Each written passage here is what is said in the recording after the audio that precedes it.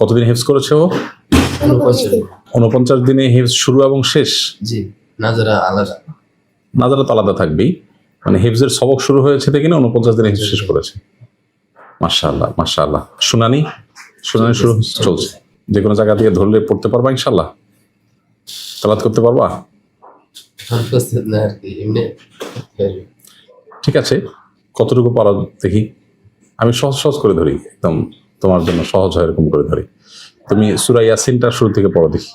أعوذ بالله من الشيطان الرجيم. بسم الله الرحمن الرحيم. ياسين والقرآن الحكيم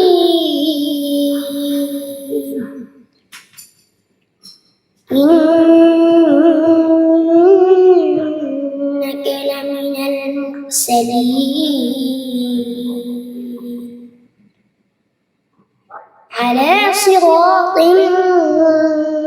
مستقيم. হাসবুক, মাশাআল্লাহ। এই যে তুমি তো পারছো, তুমি তো ভয় পাচ্ছিলে, তাহলে পারবে বোঝা গেছে।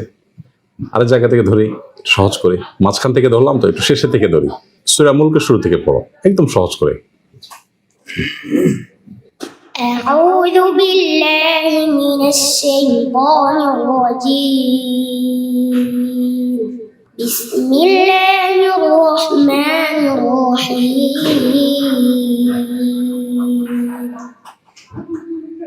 تبارك الذي بيده الملك وهو على كل شيء قدير.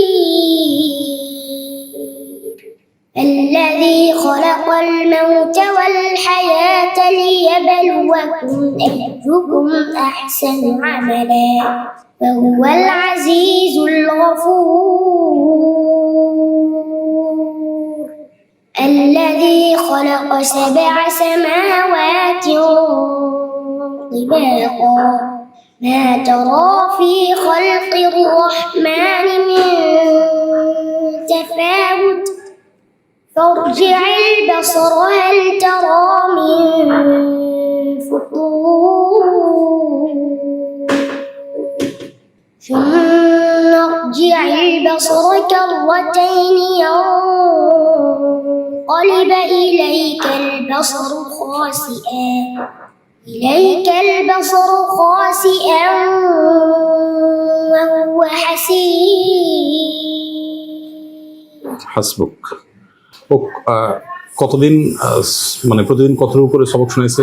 প্রথম শুরু লাগলে 5 পৃষ্ঠা করে, পর আস্তে আস্তে সর্বশেষ 17 পৃষ্ঠা পর্যন্ত শুনেছি। মাশাআল্লাহ। এই 49 দিনের মধ্যেই তাহলে কমপ্লিট হয়ে গেছে। মাশাআল্লাহ মাশাআল্লাহ, ভালো।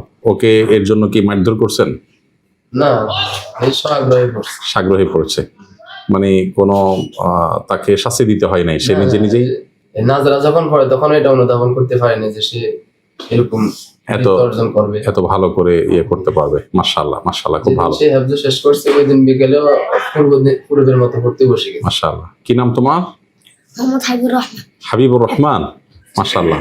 তো তুমি যে আমার সাথে দেখা করতে চাইছো, আমাকে তুমি কিভাবে চিনো? কেউ কি শিখাই দিছে এটা? তুমি নিজে থেকে চাইছো? হ্যাঁ, তাহলে আমাকে চিনো কিভাবে তুমি? আমি জানি আপনি অনেক একজন ভালো মানুষ। কিভাবে জানো সেটা তুমি? আমি প্রত্যেক সময় আপনার ওয়াজ দেখি। মোবাইলে ওয়াজ দেখো? তো ভালো জিনিস না। ছোট মানুষ মোবাইল বেশি দেখলে চোখ নষ্ট হয়। মোবাইলে ওয়াজ দেখতে গেলে তোমার সময় নষ্ট হয়। তুমি ছাত্র মানুষ তো, পড়াশোনা করা মানুষ, তুমি তো মেধাবী ছেলে মাশাআল্লাহ। তাহলে মোবাইল যা দেখেছো সামনে আর বেশি একটা মোবাইল দেখবা না, ঠিক আছে ইনশাআল্লাহ?